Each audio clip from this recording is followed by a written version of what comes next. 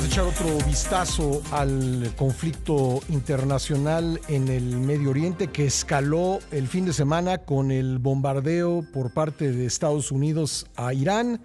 En 3 puntos de la geografía iraní lanzó Estados Unidos pues bombas muy poderosas, unas con capacidad de penetrar el suelo y explotar en el interior. Se dice que es de las armas convencionales la más poderosa de todas, y aparte lanzó varios misiles crucero Tomahawk también a esos mismos sitios. Nos acompaña para hablar al respecto Farid Cajat, internacionalista, profesor de la Pontificia Universidad Católica del Perú.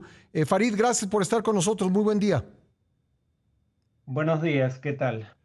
¿Hacia dónde evoluciona esto previsiblemente? ¿Hay respuesta, habrá respuesta por parte de Irán? ¿Veremos una escalada regional o pues la amenaza estadounidense de que si Irán toma alguna represalia podría sufrir un ataque mayor, dejará las cosas por lo pronto en cierta estabilidad? En lo inmediato, lo que hemos visto es que Irán no ha respondido a los ataques estadounidenses y más bien ha escalado su respuesta contra Israel, lo cual era previsible porque a fin de cuentas Estados Unidos intervino en favor de Israel en esta contienda. No descartaría que eso cambie en el futuro, pero dudo seriamente que Irán tome medidas tales que lleven a una escalada con los Estados Unidos, la primera potencia militar del mundo, en un contexto en el que ya es inferior militarmente a Israel, su actual rival. Bueno, estoy revisando en este momento para poder comentarlo contigo. No ha hecho ningún pronunciamiento, por lo menos a través de sus cuentas en redes sociales, el Ayatollah Ali Khamenei, el líder supremo de Irán. ¿Cómo debemos interpretar ese silencio, Farid? A ver, creo que llegó a decir que bueno, lo dijo antes del ataque, que Estados Unidos pagaría un costo muy Cierto. alto en caso de atacar, pero no se ha pronunciado desde entonces. Hay dos posibilidades. Una, probablemente hay el temor de que intenten darle muerte. Trump ha vuelto a hablar de la posibilidad de promover un cambio de régimen político y no toma ninguna acción que pueda revelar su ubicación, pero más probable me parece es el hecho de que tal vez en Irán estén discutiendo cómo proceder. Por lo pronto, como digo, han incrementado los ataques contra Israel y el número de misiles, o en todo caso el número de misiles iraníes, la proporción que impacta a su blanco está creciendo. Eso parece indicar que hay un problema con las municiones de defensa antimisiles israelíes, Ujú. pero presumo que la razón fundamental es que no hay una decisión tomada sobre cómo responder o cuando menos no en lo inmediato. Ya, aquí se abre una gama de posibilidades cuando analizamos qué respuesta podría dar Irán, si Irán continuará con su programa nuclear o no, si Irán continuará en negociaciones internacionales sobre ese programa nuclear. Es decir, hay una combinación de posibilidades muy grande que se abre. Tú en todo este panorama, ¿cómo prevés los siguientes días?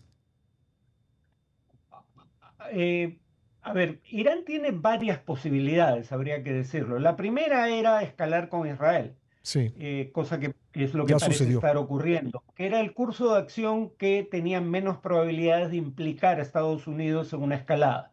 Lo segundo es afectar el flujo internacional de petróleo. Se habla de cerrar el estrecho de Hormuz, pero eso también implica riesgos para Irán, no solo de un ataque norteamericano, sino que por el estrecho de Hormuz sale el petróleo que Irán exporta a China, por Ujú. ejemplo, y el petróleo que exporta, la mayor parte del petróleo que exporta Arabia Saudita, país con el cual Irán hizo grandes esfuerzos por restablecer relaciones diplomáticas normales.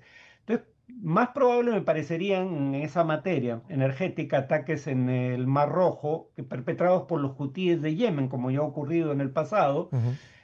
El último escenario es que Irán ataque directamente blancos estadounidenses. En el pasado ya ha habido una suerte de coreografía para que, porque así como Estados Unidos advirtió que estaba a punto de lanzar ataques contra blancos nucleares iraníes, Irán en el pasado atacó, o milicias proiraníes atacaron bases estadounidenses, pero no causaron víctimas. Lo más probable es que se haya anunciado que esos ataques se iban a realizar, porque si no hay muertes, la probabilidad de respuesta es menor. Entonces, creo que hay una gradación de opciones que Irán debe estar considerando en este momento Ujú. y no creo que adopte el tipo de acciones que puedan llevar a una escalada con Estados Unidos. Ya. ¿Cómo están las milicias pro-iraníes que existen en el Medio Oriente? Hamas, Hezbollah, las milicias chiitas de Irak, los hutíes. ¿Cómo están estos grupos en cuanto a su capacidad de fuego y de acción? Eh, Hezbollah no solo está muy golpeado, Israel destruyó buena parte de su arsenal y toda su dirección política, parte de la dirección militar, sino que además no va a buscar un nuevo enfrentamiento con Israel porque Israel en respuesta termina atacando infraestructura civil y haciendo un gran daño al país en su conjunto. eh, Jamás está a la defensiva. Los grupos que tienen capacidad de acción son los grupos proiraníes en Irak y en Yemen, Ujú. pero esos no eran los más importantes. El más importante era Hezbollah. Entonces, parte de la razón por la que Israel alega que Irán estaba contemplando la posibilidad de construir armas nucleares, aunque no lo ha podido probar, era precisamente que esta defensa avanzada, que eran estas milicias aliadas en ultramar, había sido severamente golpeada. No creo que en este momento, salvo los hutíes y las milicias en Irak, puedan actuar en favor de Irán. Por otro lado, Irán ha dicho que retiró el uranio de los sitios de desarrollo de energía nuclear y que por eso no hay ninguna fuga, al menos eso dice Irán después de los ataques estadounidenses. ¿Qué es lo que puede pasar con el uranio, con el desarrollo del programa nuclear de Irán, con las conversaciones en las que Irán ha participado? A ver, yo me temo que Irán ya no tiene ninguna confianza en la palabra de Donald Trump, ¿no? Ya había un acuerdo nuclear en 2015, firmado entre otros por Barack Obama. Trump se retiró de ese acuerdo en 2018 y esa es la causa de lo que estamos viendo, porque ese acuerdo se estaba cumpliendo. De haber continuado en vigencia, no habría ocurrido lo que acabamos de ver. Trump se retiró, luego, habiendo negociaciones programadas para el domingo 15 de junio, eh, Trump alega que autorizó, o en todo caso no objetó que Israel atacara el viernes 13 de junio. ¿Por qué es lícito atacar a 48 horas de una reunión para negociar un nuevo programa nuclear? No queda claro. Y luego dice que se va a tomar hasta 2 semanas Ujú. para decidir cursos de acción porque había una posibilidad de negociación y ataca 2 días después. Yo me temo que es probable que se retire o no del Tratado de No Proliferación Nuclear. Irán muy probablemente intente desarrollar una bomba atómica en la clandestinidad. Ujú. Nadie sabe ahora dónde está ese uranio enriquecido, por ejemplo. No soy para nada experto en el tema, Farid, pero podría ser el caso de que Irán, que ya vio que algunos de sus misiles, de sus cohetes, sí penetran las defensas antiaéreas de Israel, pudiera cargar alguno de esos cohetes con ese material y producir una bomba sucia. Yo tampoco soy especialista, pero hasta donde entiendo cabe dentro de lo posible. No lo haría por la misma razón por la que no ha usado sus armas químicas, Ujú. disuasión. Israel tiene arsenales nucleares.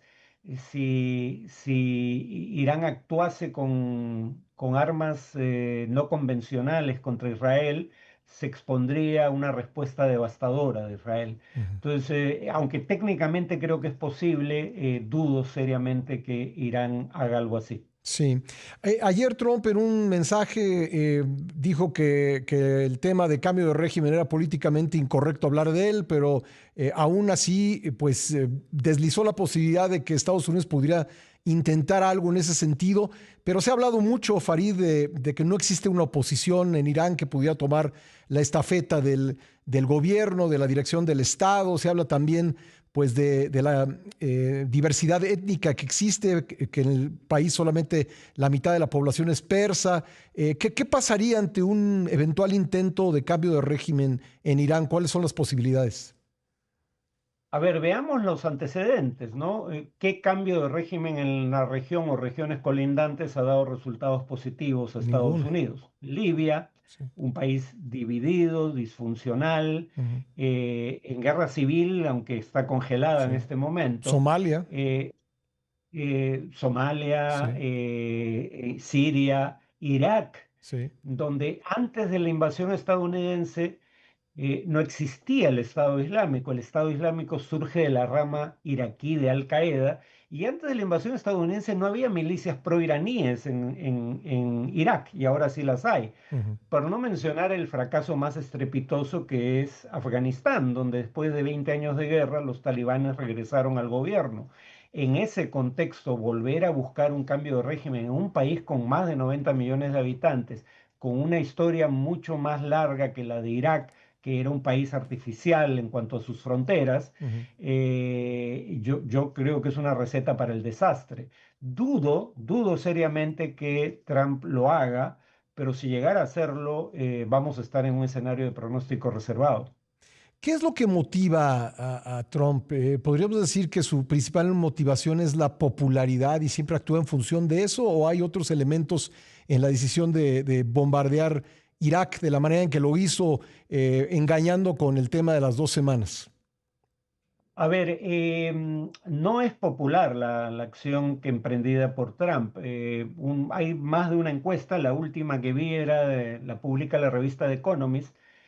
60%, un poco más, estaban en contra de una acción militar contra Irán, incluyendo más de la mitad de los republicanos. Ujú. Entonces, esto no era popular, pero aquí se repite algo que es común en el gobierno de Trump. Trump tiene asesores que le proponen estrategias de acción muy diferentes entre sí y no toma posición consistentemente en favor de una de ellas. Entonces, por ejemplo, un día dice que aceptaría que Irán tenga capacidad de enriquecimiento de uranio. Luego dice que ya no acepta esa posibilidad y que no habrá un acuerdo si Irán no renuncia al enriquecimiento de uranio. Aquí había quienes le proponían atacar, quienes se oponían férreamente a un ataque, como su propio vicepresidente Vance. Lo que parece haber hecho Trump es un intento de no antagonizar a ninguno de los dos bandos, porque decide un ataque, pero un ataque de alcance limitado de un solo día, anunciando que no habrá ataques sucesivos si no hay respuesta iraní. Que quería, digamos, evitar confrontar a alguno de los bandos, pero el tema es que no toma una posición clara de manera consistente. Entonces pues no sé si limitarlo a simplemente una maniobra de distracción que pues quita del radar otros temas incómodos para Trump. A lo mejor es demasiado limitado plantearlo así, pero hace un par de semanas o 3 semanas lo que estábamos hablando era del enfrentamiento entre Trump y Elon Musk, y eso ya quedó en el pasado con tantas cosas que han sucedido. ¿Es una maniobra distractiva simplemente o hay algo de estratégico Bueno, detrás? en este caso yo creo que hay más de maniobra de distracción de parte de Israel, porque Mm. habría que recordar que Benjamín Netanyahu tiene cargos por corrupción. Sí. Hubo un voto de confianza en el Parlamento que solo ganó por la mínima diferencia y se iba a volver a plantear una votación. Había perdido ya 6 congresistas de su propia bancada en esa votación, y además siempre se opuso al acuerdo nuclear. Ahora, Estados Unidos siempre se opuso a la posibilidad de que Irán tuviera armas nucleares, pero su propia directora nacional de inteligencia le decía a Trump que no estaba construyendo Irán armas nucleares y decidió no creerle. Eh, Ahora, yo no digo que lo haya hecho para distraer la atención de otros temas, creo que más bien desplegar fuerzas militares en Los Ángeles tuvo ese Ujú. propósito. Pero en todo caso es el efecto práctico. Hoy Ujú. nadie está hablando de Gaza o de las tropas en Los O de Ángeles Musk. o de los problemas de la economía, sino Sí. de este tema. No digo que lo haya hecho con ese propósito, pero ese Mm. es un subproducto natural de una acción de este tipo. Bueno, pues estamos ante hechos dinámicos que pueden cambiar rápidamente. Farid, ha sido un gusto conversar con usted y me gustaría que tuviéramos la posibilidad de platicar nuevamente si la ocasión lo merece. Para un país al que quiero tanto como México, con gusto. Muchísimas gracias, Farid Cajat, De nada. internacionalista, profesor de la Pontificia Universidad Católica del Perú.